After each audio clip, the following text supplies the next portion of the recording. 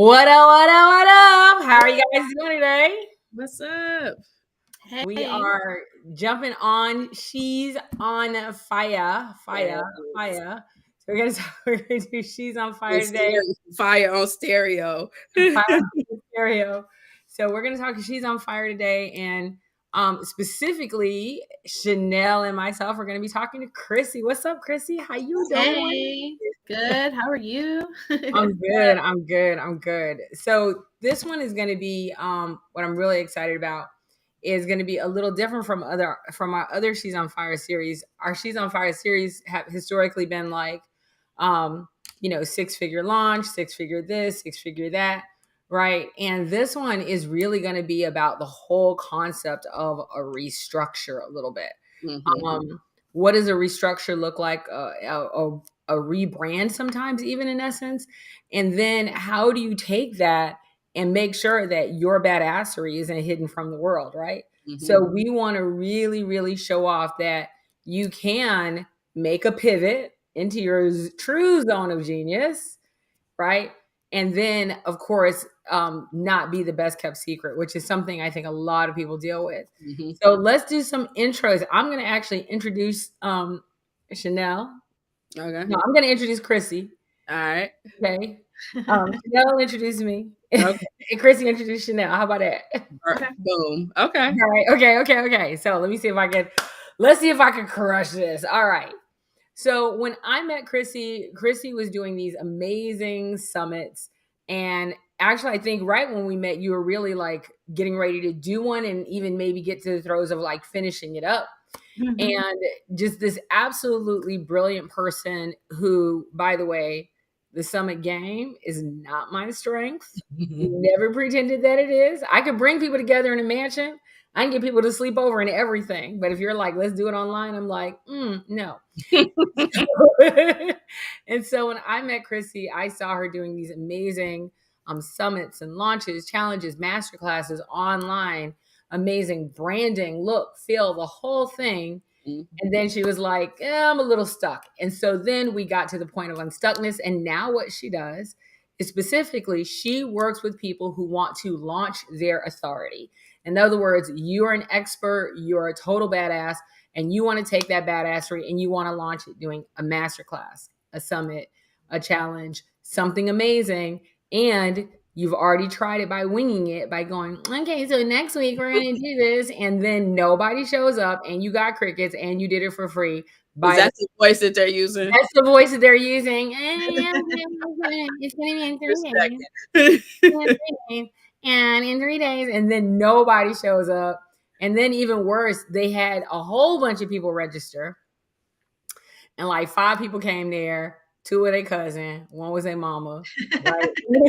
And the other people, your business bestie. Right, your business bestie. And then that one person that came on was like, ain't nobody here. And then they left because they didn't even turn on their camera or use their real name.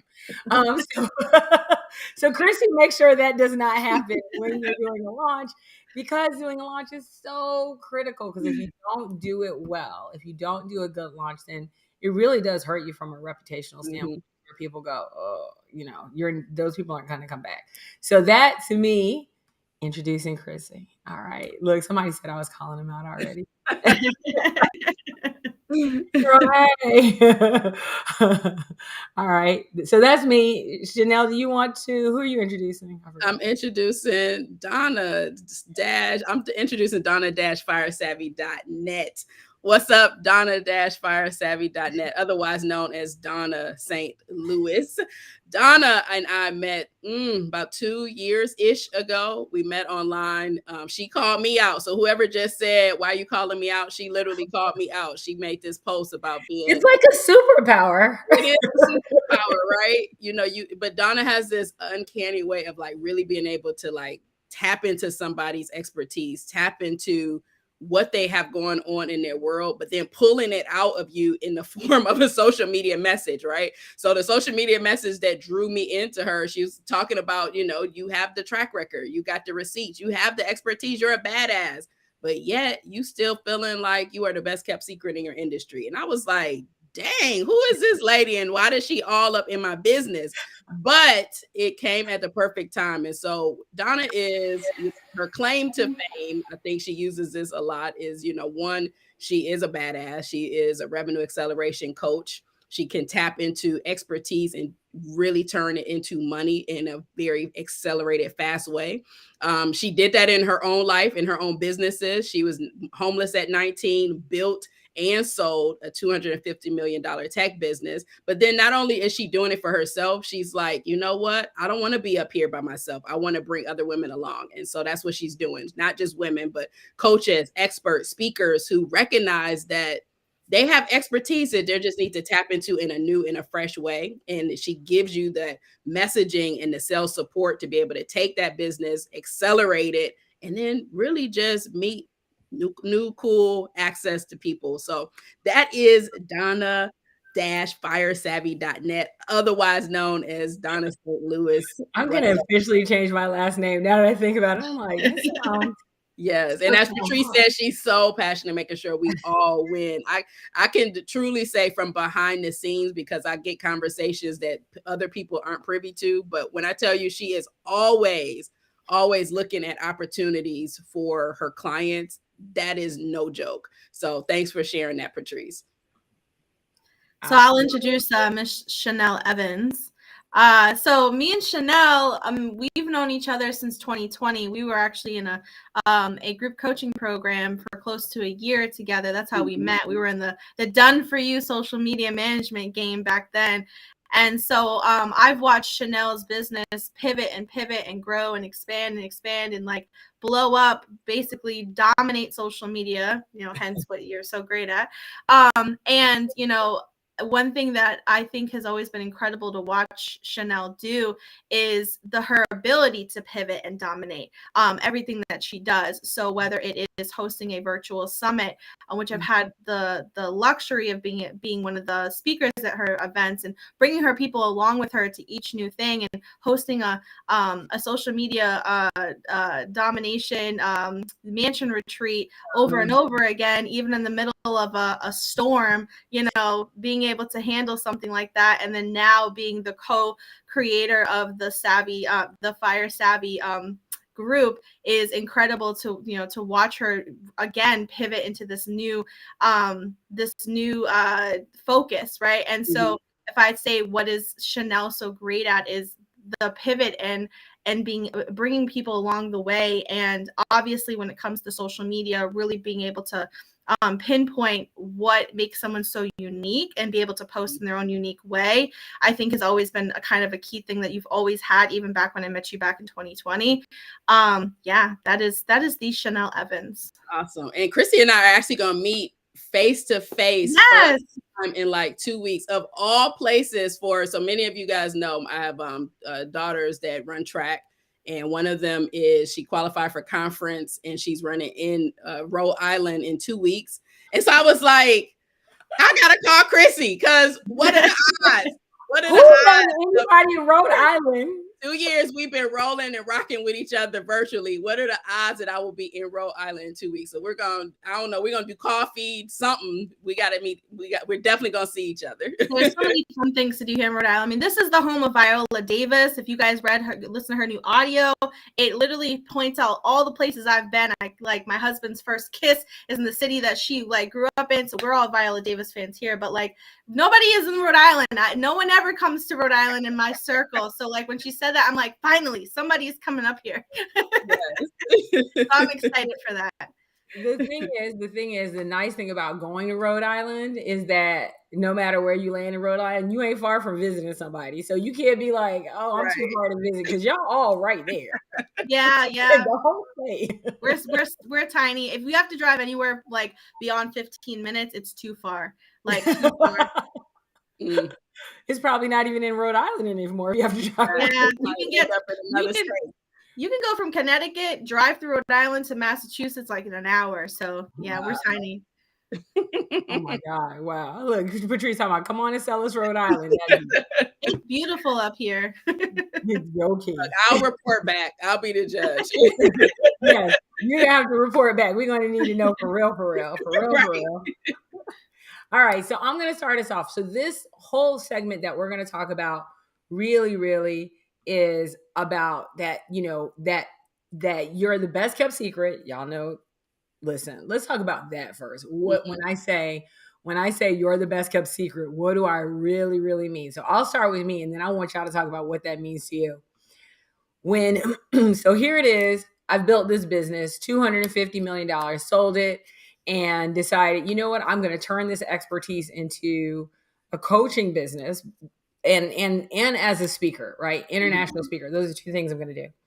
And really was just like, why isn't my phone ringing? Right. Like, did they not see my resume? Like, I put that one post online on like Saturday afternoon, like when everybody was clearly watching. I know it got 30 views. I haven't had 29 phone calls yet. What in the hell is going on? Right. Like, right. So it's like, I put my resume out there. What am I doing wrong? And I actually know, I know a lady whose name is Kate, who went through the exact same thing. She has all these, awards from radio and all this other stuff. And she's just like, hey, I got all these awards. Why y'all ain't hiring me like crazy? Right. And I'm like, I sold a $250 million business. Why aren't y'all in my DMs? Why aren't y'all calling me? And so there is kind of this thing where I don't want to say it was ego, but it was like, I'm leading with all this expertise. And so here's the part right here. Because you know me, I got my shade detector, so you're gonna see all kind of shade. Okay. So I'm just shade is gonna be strong. Here's the thing. We'll talk about that in another story. But here's the thing. I'm sitting here going, I have an actual resume. I have actual receipts. And I know this mofo over here getting out of the jet is lying. Like, I know he lying. I know for a fact that he lying because he was literally sitting next to me at this other event talking about how broke he is. And I'm like, well, how you got out the jet, dude? He's like, oh, I illegally ran out there. I'm like, then how'd you get it right? So, and I'm like, so the Bentley is fake, the jet is fake, the house you was in front of is fake. The things that you say that you're doing for clients. And he was like, oh, I didn't say I was doing. I'm saying clients have had those success, not my clients. And yet still, he got people in his DMs. I'm like, you over here bullshitting people. I'm actually trying to help. Why am I? And that's what it means by being the best kept secret. Because what we see a lot is people who are the worst. There should be a secret. Like, nobody should know them. Right? I'm like, you are worse than out there on Front Street. And here I am busting it and can't find anyone. And so, so being the best kept secret to me really means I have the resume, I have the receipts. I actually do give a damn about my clients. I think about them 24 hours a day, 7 days a week. I literally do have dreams about them, as Chanel, because I've called her in the morning. And I'm like, why can't anyone find me? And why can't, more importantly, I find the people that I know that I can actually make an impact on their business? So that's what it felt like for me. Yeah, for me, it was very much, I knew that I had the receipts. I knew that I had, transformation. I had built organizations, departments, but organizations. I had built a multiple six-figure nonprofit. I had launched well over $3 billion in transportation assets. So I'm like, I know what I'm doing, and I'm posting on social media, and I'm consistent. I'm showing up. But what for me, what really clicked is my messaging was off, right? My messaging was off. It was, you're out here, you're consistent, you're showing up, you're posting on social. So you think you're doing all that you're supposed to be doing, but the messaging was not connected to the person who was my dream client. So once I really kind of fine-tuned, all right, here's what my expertise is, here's what my offer is, but here is who this is designed for and who I love to work with. When I got the messaging on point, it was like on fire. You walk with a different confidence, you show up in a different confidence, you're consistent with how you're showing up. And so for me, the best kept secret was, I'm out here. I'm out here. I got the billboard up. Right. Why y'all ain't calling my phone? Why aren't you, clicking that like button? And what, like, again, once I clicked, it turned into the messaging genius and really tuned into what I was saying and how I was saying it. It just made all the difference. Yep. How about you, Krissy? I mean, in my situation, I think I just got to the point where I was just trying to fix everybody's problems in business. Like, and Donna knows what I'm talking about. Like, for me, I had kind of started a social media agency from nothing. Like, like, really honestly, like, from 5 to 6 years of like multi-level marketing experience really helped me start my social media management. But like, I completely was able to book out my agency within a year and replace my full-time income in 6 months. And I had my hands in so many different industries, products, service, like so many different service-based businesses that, when it came to consulting, I just had so much like experience with so many different industries that it was just like, well, I can help you with this, and I can help you with this, and I can help you with this, and I can help you with this, and I can help this person. And for me, it was just like, I felt like I had to kind of take myself out of the box to be like known, but in reality, I actually needed to kind of put myself, I think, in a box because I was trying too hard to solve too many people's problems and without actually focusing on what I really wanted to focus on or what really was my specialties, because I was trying to be the all for everyone. Like when it came to fixing people's business strategy. So Yep. And that takes me right into my next question. And we see this happen quite a bit. So the 3 reasons that people are usually the best kept secret starts with number 1. I'm going to say 3. Number 1, their expertise. So one of my favorite things to say is, and Krissy, somebody calling you out, and they're like, why are you telling my story? Right? So number 1 is that their expertise. I'm going to be all the things to all the people. My favorite thing to say is, how I know you ain't got no commas in your bank account? Because they all behind your expertise, right? If you want to have more commas in your bank account, take some out of your expertise. So I would say that was number 1, expertise. Number 2, I would say, is truly identifying that real dream client, right? Because we hear that all the time, but I could do this for everyone. And you are, and you're tired, and you're stressed, and you're tired. And you're not tired. You're tired. You're just tired. Right? And then number 3, I'm really going to go to, and I'm going to split number 3 into 2 things. It's messaging and offer, right? Because you can have the right offer, but the message doesn't work, it doesn't matter. You can have the great message, but if the offer doesn't work, it doesn't matter. Like, those 2 work so hand in hand that if either one of them are off, it's off. So I'll say for me, for sure, when I really looked at mine, like, I knew specifically what my expertise was because I was working with a very specific methodology. I knew which parts of the methodology I wasn't going to use. The methodology is now 28 years old. It's the source of launching, a $250 million business and tons of multi-million-dollar businesses under there. So I knew my expertise. My ideal client, I would say, has definitely morphed and I'm not going to say pivoted, but it has definitely morphed as time has gone on. But my offers have pretty much been significantly the same. So for me, it was really that ideal client, like really laying down and going, this is the client I'm going to work with. And just this client, and constantly niching in on that client really is what helped me own my particular lane. So, as somebody who's done this, even, I can tell you right now, you can't see yourself from inside the jar. So I really had to have somebody on the outside. Partnering with Chanel has been amazing because then it's funny because Chanel's problems are my problems. So when Chanel has a problem, I can go, well, why don't you do that? And then she's like, well, we will. And I'm like, okay, then. Right? So it's like coaching myself through Chanel.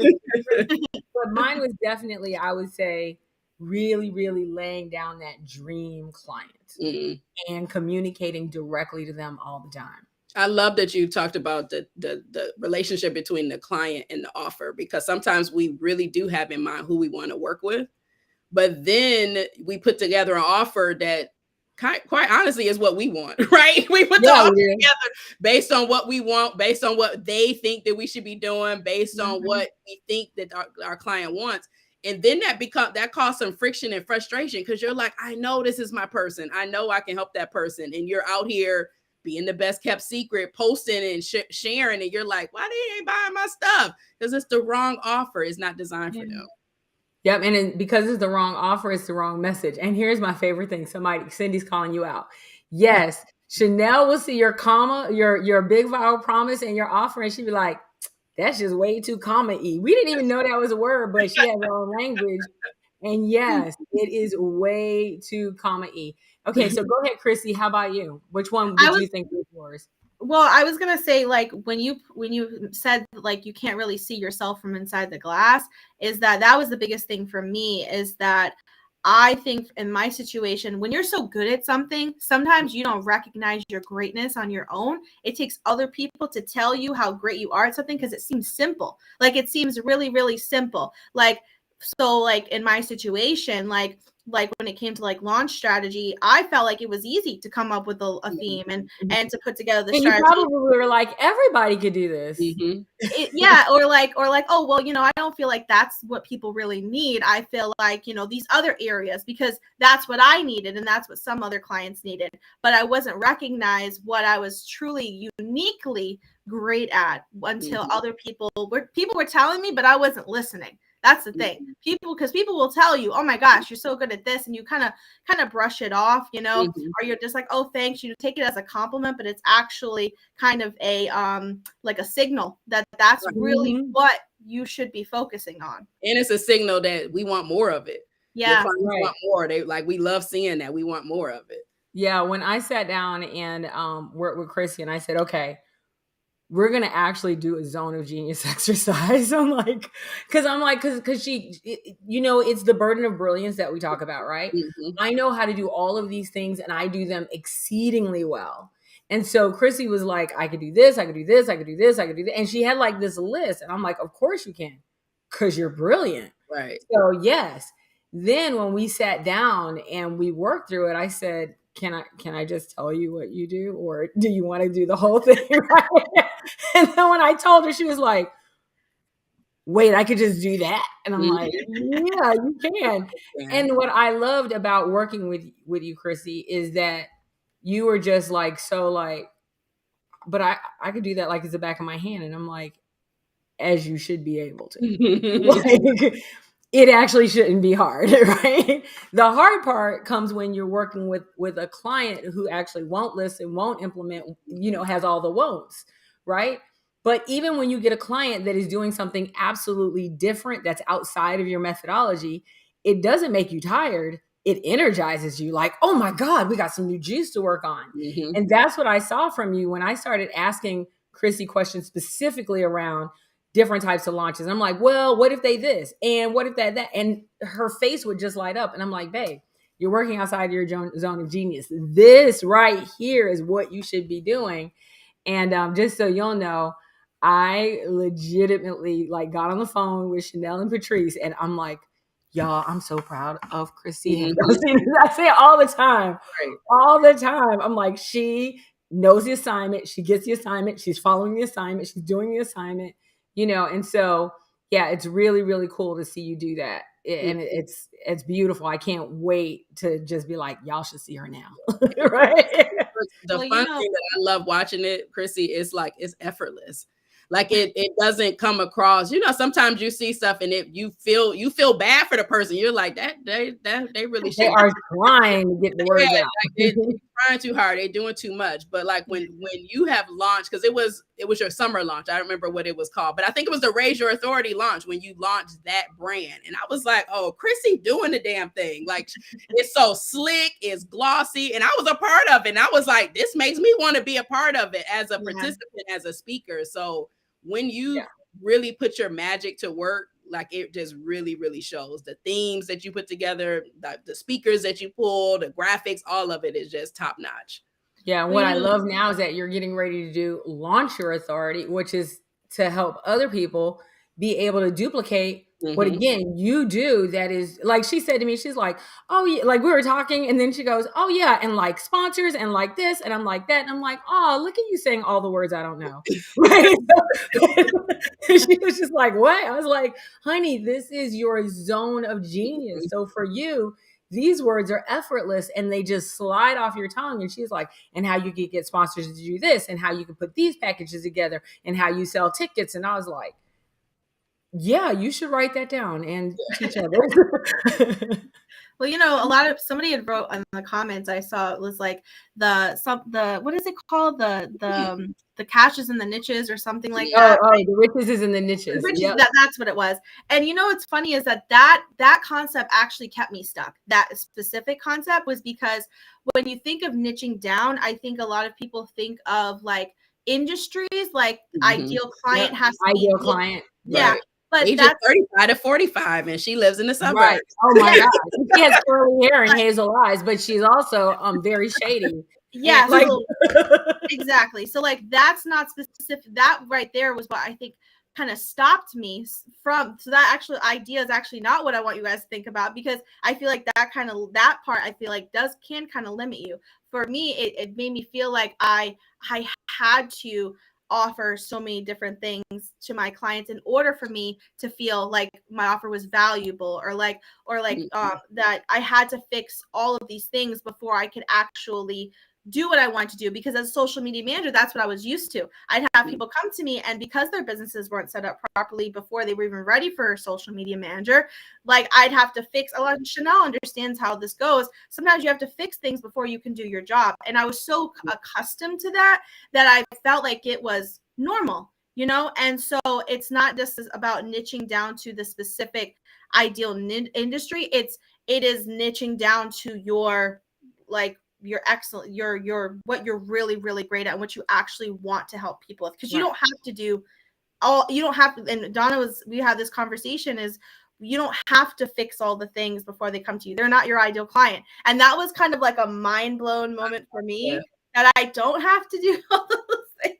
But you know what? I love that you said that, because that's something that I run into. By the way, Cynthia McFarland wants to have a whole conversation with you in regards to launching your authority. So yeah, I know Launch Your Authority is what you're working on right now. And what was so brilliant was when we talked about it, and she goes, but I don't want to help them figure out their messaging and who their ideal client is, and all their marketing and all their social media. Like, I want to start with them on their theme, and I want them to work. And I'm like, and that's all you should be working on. If they're coming to you with all that other stuff, they're not your ideal client. What you really want to do is start partnering with people. Because honestly, once you, and Chanel and I have already talked about this, like once you have Launch Your Authority ready, we're sitting here going, as soon as she finished, we're making it a part of the package. Like as soon as she's done, like we're like, are you done yet? Like we have selfish reasons for telling you to hurry the hell up, because we recognize it's something that all of our clients need. But notice how we're saying,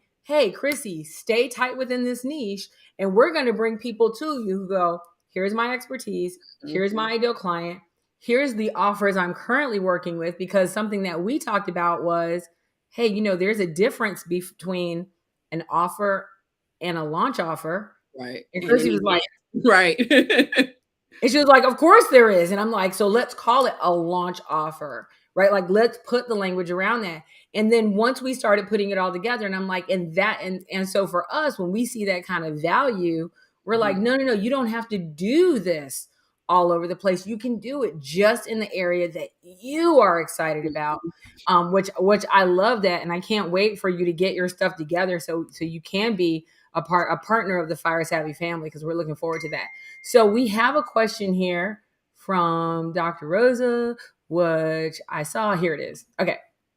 So the question is, was it difficult to acknowledge that you had to scale back and focus to achieve that bank account breakthrough? Chanel? So I can start. So yes, it was difficult. I won't lie. And most people that know me know that I'm going to keep it all the way 100 with you, right? People out here give you all the glossy stuff, but they don't tell you like the behind the scenes, like the for real. So about a year probably about a year ago, we probably can look at the calendar, the text message chain, and I was in, a heavy done for you space, but I was also leaning into my new excellence of hosting retreats and hosting, more consulting things. And I was like, I am super burnt out with what I'm currently doing in my agency. And I text Donna and I was like, I'm about to burn this whole business down. And she's like, time out. What's going on? What do we need to do to fix it? And it was that I was working outside of my zone. Like I was working outside of what my clients knew me well for. Like Krissy said earlier, like people came to her and you're getting those signs, but you're ignoring the signs because you're so caught up in the work part, right? Of it. Yeah. So I basically needed to take a step back. I had to scale back some of the agency stuff, wean out some things that weren't really lighting me up. And your bank account does take a hit. It's not that it takes a hit forever, but it does take a hit as you're moving and as you're pivoting and as you're trying to transition and deciding what part of your team do you keep, what part do you strip away. It can be difficult, and it can mess with your mindset too, because you're like, I know I'm genius, I know that I'm great if I just got in front of the right audience. But then once you get out of that transition period, one, do not do it by yourself. Don't try and transition. Don't try and go through this breakthrough by yourself. You got to have a really strong guide to move you through and can see things outside of what you can see for yourself. But once you get out of that, 60, 90-day period, it's gone. It's acceleration right from there. So it is difficult, but it's one of those things, which is harder. You want to be hard and stuck, or you want to be hard and getting through it, right? So I prefer to be hard and getting through. So that's where the difficulty comes in at. But yes, when you really take a step back, scale, focus, it makes it so much more difficult. But do not do it alone. Absolutely. How about you, Krissy? Yeah, I went through a similar experience to Chanel, where like I eventually closed the doors to my agents, like my done for you agent, part of the agency. And it can be a little hard to let go, especially if you are doing well financially. Like we had clients, and like, you become loyal. Sometimes you become loyal, especially for the clients who are loyal to you. I had clients who were rocking with me for like 2 years, and it's like, it's hard to let go of the money because you need it. Right. And it is hard to let go, but it's like, sometimes you get to this max point where if I keep going like this, I'm going to go backwards regardless, because I'm going to get sick. Because that happened to me a couple times. I got so burnt out that like I couldn't fully show up, and then I started to lose money. So like choosing to slowly kind of let go of those clients was actually the best thing I could have ever done, because a lot of those clients became my first consulting clients, and I was able to transition them, and because I had built that loyalty between them, they trusted me to say, me doing this for you no longer serves you. I feel like this is the area where I can truly serve you. So I was able to pivot a lot of those clients over to my first consulting clients, which did benefit me. And it does, especially when you're a business, at least for a couple of years, like my business launched in 2020, to go wow and then to go backwards, it can feel like you're failing as a business owner, because you always think that as you scale, as you grow, that it's always up, and people don't talk about the months that were much lower. Right. And how, right. Yeah, like how it's not always going to look like this. I've never seen a business like I've never seen, if you look at like those old retail like charts or whatever, you always see this. You never just see this. You know what I mean? And I don't know why we have this random thought in our minds that it's always going to look like this. And so that's not normal. So I had to kind of get out of that mindset that I have to kind of take a step back and maybe a little bit lose financially a little bit in order to make more and open space to be able to try something new. So, and I think sometimes it's extremely hard, especially when, so I'm really clear on, you have coaches for, a reason, a season, or a lifetime, honestly. Right. Based on where I am in my business and based on who I coach, I'm generally more of the lifetime coach. Right. But there are coaches that you have for a reason, like a coach who's just going to work on you with your marketing and just that, and that's all they're going to do. A coach who's going to help you just get to 6 figures and just going to help you get to that point, right? What we really have to understand is that there are breakthrough ceilings, and you need a coach who's gone through that breakthrough ceiling and that can recognize what it's going to take for you to go through that breakthrough ceiling, because we all have them. what it takes for you to get to $250,000 is not what it's going to take for you to get to 2.5 million. Mhm. And it's so funny because Chanel and I talked about this when we're even doing Fire Savvy and the Unmastermind, right? We recognize, like, we did a $500,000 launch. Mhm. But what we did at $500,000 will not be happening at 2.5 by the end of the Right. year. It's just not going to look the same at all. But, you know, because we work so well together, and this is one of the cool things about having amazing partners, and this is why I like having people like, you know, Krissy, Deanna, that come in under the Fire Savvy umbrella that we can actually send clients to, is because as they grow, they now have a coach that's going to say, oh, you're about to hit a growth point, a breakthrough ceiling. Let's talk about how you're going to need to pivot. A lot of times where I see people get the most burnt out is they're doing a done for you business, and pivoting a done for you business is one of the hardest things you could do. That's the first one. And then the other one that is super, super ridiculously hard is when you choose to grow and scale at the same time. Mhm. I'm going to tell you right now, like Chanel and I, Fire Savvy is growing and scaling at the same time.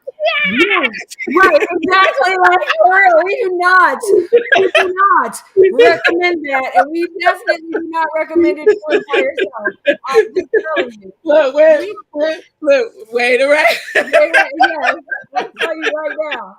Do not. So I tell people all the time, like, do not.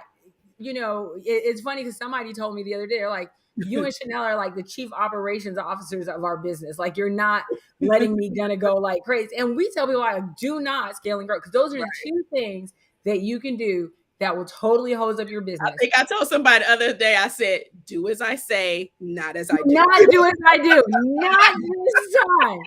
I'm telling you. Because people say, well, you guys do it. I'm like, no. I built a $250 million business. If I had not, I would not be doing this strategy. I'd be like, girl, we got to slow this shit down. like, trust me on that. Trust me on that.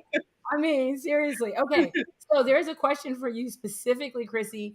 And I know we were just working on this. And the question is, I hope it's not a gotcha question. If it is, I'm gonna come in and save you. What is the difference? Save you too, because that's what Fire Fam do. Yeah, right. That's when we come in, like, y'all not gonna come out here trying to, you know. What's the difference between your regular offer and your launch offer? And we did talk about this, so I know she knows the answer, but yeah. So I mean, I feel like if you really think about it, the answer is kind of in the question, because I mean, you're not always going to have to be launching something. You don't always have to be launching something. Some people launch every other month. Some people launch every quarter. Some people launch once a year, right? So there is everybody's business is a little bit different. Launching is more so you're introducing your audience to either join something, you're trying to pivot them to go somewhere else. Or you're just reopening something that maybe wasn't available before, right? So a regular offer is usually something that they would always have access to, or maybe it's private access, like behind the scenes, right? That you're not necessarily having to reintroduce to your audience. Also, it's sometimes with the launch offer, it's really about something that you want everyone to kind of like, I think, be reintroduced to or introduced to at the time, and sometimes even transition to, like, you could have current clients that are in this one offer that's an old offer. Like, let's say, for example, they're in some type of group program, right? And that group program now only has 2 people, and you're going to do this launch offer where you can transition these people that there's only 2 people in that offer into this launch offer for some kind of discount. Right. So I agree with you. Like, that whole concept of a launch offer is, I'm launching, so I'm offering some extra incentives and sexiness that, quite honestly, if you don't get in right now, won't be here later. Right. It's a way to create a groundswell. Usually what you do in your launch offer, you don't do forever and ever. So that's why when somebody say they launching something, I'm like, let me go see, because they're going to be getting rid of some things. Yeah, exactly. Yeah. I think one way to think about it too is a lot of people will say, well, I want to launch this, but it's an offer that they've already been selling, and there's no difference in the offer, or there was no like thought of like, this is no longer available, right? So some people, it's more so like just reselling it. I think that you can mention different offers and have different available offers at once, but when you're trying to launch something, there's more of a sequence. Like, you're warming up your audience. There's like usually like perks during the offer. Like if you think about a rocket ship, it's like a takeoff, you know what I mean? Mm-hmm. And you do the countdown, so there's different steps, you know, before you get to it. And it doesn't have to just be a paid offer. It can be events, it can be like it can be a master class. Like you could be launching a product or a digital product. Like it's just no one specific offer. I don't know if that answered your question, but hopefully it did. No, I think it's a good answer. And sometimes you could be doing a launch offer to lead people into a deeper offer. Right. Right. So you could say, Krissy could literally go, listen, I'm going to help you guys do a proper launch on this masterclass so that you can upsell them into another offer. And so just understanding that a launch offer might have perks and benefits in it that a regular offer may not have as well. A launch offer might also be morphing people out of an old offer that you don't want to service anymore because your business has shifted into something else. And by the way, I want to point this out to you, Krissy. This comment is specifically for you. You when you talk about this, like you really do. You're like, no. Passionate. Right. You are. But that's what it's like when you're working in your zone of genius. And what's so frustrating is when you're working in your zone of genius and you're the best kept secret, that's where frustration really happens, because you're like, what do I need to do to make this different? So I think that's where we're gonna actually end off with. We're gonna end up just giving you 3 little tips in regards to how it is that you can how do you recognize, number one, what are you doing wrong to be in this best kept secret area, number one. And then number 2, maybe we can give out a couple of tips that they can do to get out of that area. So I'll start off with the first one. The first one is, and Krissy kind of said this about niches. Normally people make the mistake of niching down to an audience before they niche down their expertise. So then they'll say, well, I work with surgeons and I help them with their website, their social media, cleaning the scalpels, when they're trying to get rid of bunions, back massages. Like, okay, we get you're serving that community, but you're doing too many things, right?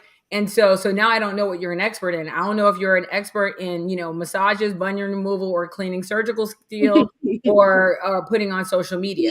You're just doing too many things and you're not working within your zone of genius. So I'd say the first thing that will impact you in regards to being a best kept secret is you're not tapping into your zone of genius, which, by the way, impacts your messaging. Yep. How about you, Chanel? What you got? So I'm gonna add on to the messaging part. I think a lot of times we launch offers based on what we want, what we think that our clients want, but we haven't asked them. And so during the launch phase, and I know Krissy can certainly appreciate this, but during the launch phase, engage your timeline. Like, pay attention to what they're asking you for. Pay attention to what words they're using to describe their problems. Ask them. If you ask your timeline, they will tell you, they'll be honest with you, engage them. And then that helps you create messaging around a really cool offer so that you are not feeling like you have the expertise, you got the receipts, but now you're still the best kept secret because you're posting, but it's not connected with your audience. And can we talk about that just a little bit more when you say ask them? Because, okay, so usually when I say something like ask them, then people will go to Chanel and be like, what does she mean by ask them? Right. And so now I'm going to be everybody else. When you say ask them, specifically, give me an example of how. Yes. Okay. And I never tell you to do the how. How would they ask them? So let's say that I am going to be hosting next Thursday, the 23rd, a Best Kept Secret Masterclass. And we're going to be giving you a sales cheat code on how to create conversations that turn into conversions. So maybe about 4 weeks before I launch it, because I'm like, you know what? I want to make sure that the messaging is right. I want to make sure that I answer the right questions. I want to make sure that what I put out is actually what my timeline wants. I will create on social media a prompt that says, hey, I'm thinking of hosting a masterclass. What questions do y'all want to know about creating sales conversations? You get a list of comments. Those comments are going to give you the words that your audience uses. They're going to be questions that you want to, answer. And there are a bunch of people that are now interested in your topic that when you launch the masterclass or summit or whatever it is you're offering, but in my case, a masterclass, now I have an audience that says, hey, you said that you were interested in learning more about sales conversations. By the way, I'm hosting a masterclass next week. Would you like the link? Right. So she literally does mean post Yes. a question on social media to your social media audience. Yeah, I feel like sometimes people think social media is like the big ugly ogre, and we're afraid to ask them, but it's just made up of people, right? It's just conversations with people. But I think that's because so many people are trying to show up and be the all knowing everything rather than be like, nah, I got this question for real. Right. True. All right. How about you, Krissy? What is like that one thing that you think, okay, and you talked about yours a little bit, but go ahead. Well, I was gonna kind of feed off of what both of you guys were saying on, like, first off, when it comes to deciding on, like, taking yourself out of the picture sometimes in the decision making when it comes to serving your clients. Because I just did a live, I think it was yesterday, and I was talking about, should your offer be like a one-on-one access? Should it be a group program? Should it be a hybrid? Mm-hmm. And when deciding, a lot of people start thinking about their own personal experiences with programs that they've been in, and they start thinking about what they want and what, you know, and that's, I think, the issue sometimes is, like, we're not asking our audience enough about what they actually desire, or creating something that they actually need, right? Is that they may think that they want one-on-one, but educating them on why a group program may actually be a better fit for them, right? So really understanding what your client wants, and also understanding what they need, because a lot of times you hear this concept, sell them what they want, give them what they need. And this is something that I had to kind of learn when you're dialing down your expertise, is that for me, it was really hard, I think, for people to refer me sometimes, because I was like an expert in so many different things that it was like my mom, even though they knew what I did, like, you know, we know Deanna Jones, like she's like really, really good at saying, oh, I got you a person for this, right? Well, how am I going to come at the front of her brain if I'm not, like, if there's not this one thing that she really thinks about me? She's not going to be able to refer me as quickly, even without intention, because she has no idea what the heck I specifically specialize in. So she's going to question, well, Krissy might be able to help her with this, but I'm not 100% sure. Someone comes to her and it's like, I want to launch this, but, like, I'm feeling a little overwhelmed. Then my name might come to the front of her brain, even though I can most likely help them in some other areas that may come along the way. But this is my level of expertise that I'm dialing down on. So I'm going to sell them what they want, right? And then there may be some other things that I help them with that they actually need, right? Absolutely. So, like, you know, that's something to kind of consider. Love it. Yep. Okay, so let's do last part. Let's do like 3 really, really, really quick tips. So I want you to think about this. I want you to try to put your tip in just a line or two. Okay. Quick line or two. And I want you to really be thinking about messaging, because this is where people totally screw up their being the best kept secret. So I understand that you are everyone on the planet is brilliant and you have so much to share. I get it. But what I really want you to do is identify the one thing that seems so super ridiculously stupid easy to you.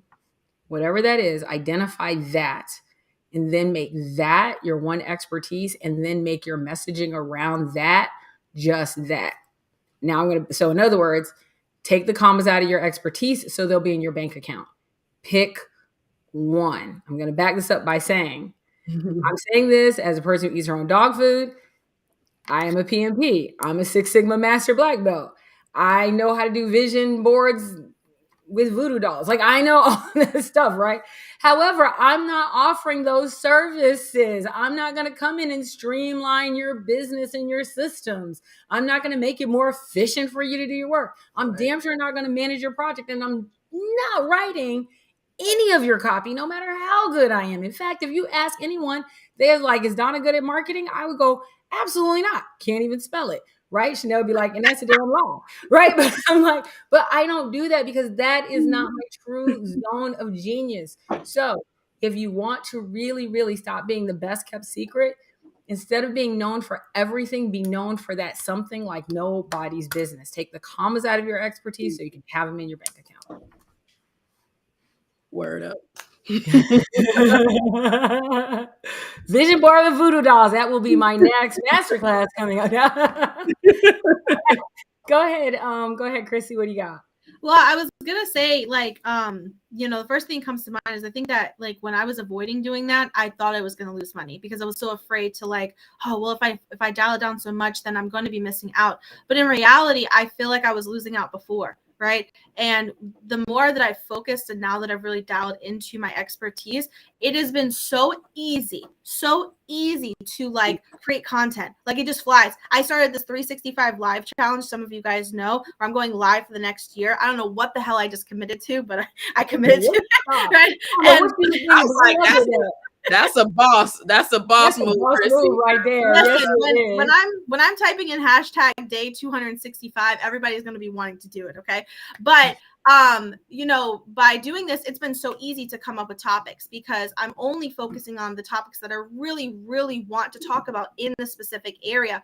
And so without feeling like I have to fill the gaps in so many different places. So I feel like the more dialed in you are, even creating content is so much easier, like so much easier. So I just want to share that. I love that. And we sat down together and we helped her create. By the way, Cindy was like, you stressing me out in 365.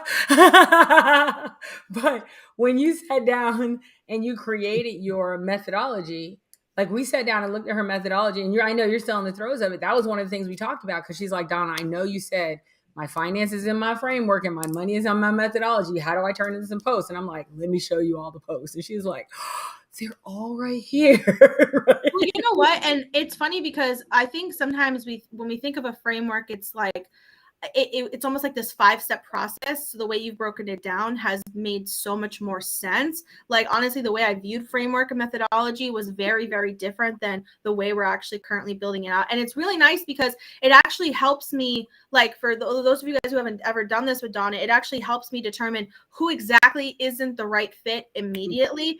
And not only are they not the right fit, but who do I need to send them to first before they're the right fit? Because sometimes you have like that client that's like in limbo phase, like potential client where it's like, oh, like they're so close. They're like, I would like to work with you, but like you are just missing this one thing. Let me send you to Chanel first, let her fix it, and then come back to me. Right. Yeah. And it feels good to know that I can do that like effortlessly. You know what I mean? Yeah. It was so cool actually when we were doing that because she got to this one part and I go, okay. And it was a trick question. I'm like, so what if they don't have that? And she goes, and she literally was like, oh my God, then I'm going to have to. I'm like, no, see how you threw your head back and you did the whole moan and you're like, oh my God, no, not qualified.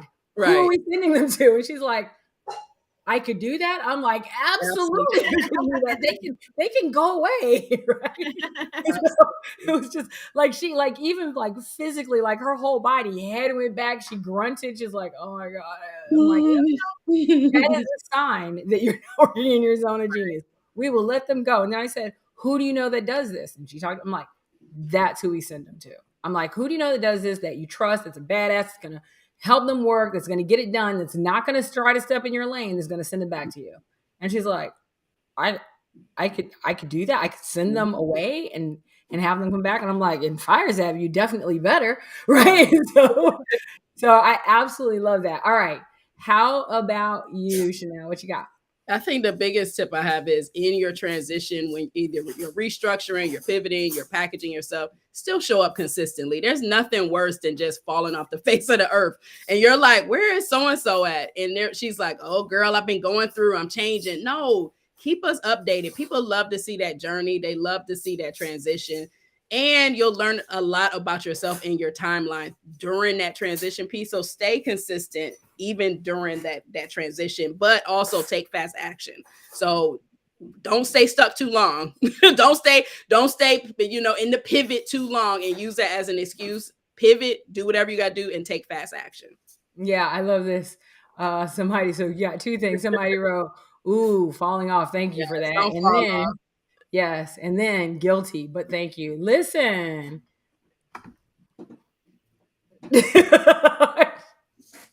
I was gonna say, like, I feel like when you own your expertise too, like it's actually a little bit easier just to dive into it when you pivot, like, because like I feel like it almost like boosts your confidence, because you're like, it's not like you're trying to transition, like when you get a new job and you're trying to transition to this new what do you call it, business or company culture. Yeah, exactly. Like you're trying to, like, this new position, like you get promoted and now you're trying to transition into this new promotion. It's something you're learning. You're still learning that skill set. If it's already something that you're really, really good at, you kind of skip that phase. It's just a matter of like, and you've probably already been doing it. You've just been doing a bunch of other things. So it's not a matter of like, you don't always have to announce to the world that you're doing this new thing. You can slowly sneak it, like, but you really can. Honestly, I say, if you want it, go for it, jump into it. And I don't really think you're going to confuse your audience in the way that you think you are, because you're only pivoting into this one area of focus. You're not pivoting into, I'm going to sell t-shirts and I'm going to sell foot cream and I'm going to sell this. Like, that is what's confusing, is when you're trying to throw so many different things that you're doing. That's more confusing than just hyper focusing on something. Exactly. Well, anyway, I'm going to close with that. That was absolutely amazing. Listen, first of all, you need to reach out to Cynthia McFarland, and she needs to reach out to you. And I think I'm connected to both of you, so I'll make that happen. She wants to talk to you about Launch Your Authority, because that's how we roll in Fire Savvy. Awesome. And then for everyone else, we are having the Fire Savvy Masterclass on this very topic: how to stop being the best kept secret. And we're going to go in there and show you, listen, we're going to look through social media feeds, and we're going to tell you exactly why you're the best kept secret. We're going to ask you about working in your zone of genius, ensuring that you are actually, just because you're making money, by the way, does not mean you're working in your zone of genius. Right. Making sure that you are actually working in your zone of genius, so your shoulders aren't all tight and you're all stressed up all the time, can't sleep at night because you're mad and tired. And really want to help you understand what it takes to work in your zone of genius, how to stop being the best kept secret so that you can be in demand and have a steady stream of clients. If you want to learn more, all you got to do is go to firesavvymasterclass.net. And if you're like, "Ooh, is it free?" It is not. It's $47. It's $47. It's going to be on Thursday at 6:15 Eastern. That's next week, Thursday. Anyway, ladies, thank you so very, very much. I really appreciate you guys being on. Krissy, you are a badass. And of course, Chanel, you know I love you, girl. Yeah. A week and a half. All right. Talk to y'all later. Have a great day. Bye. Bye.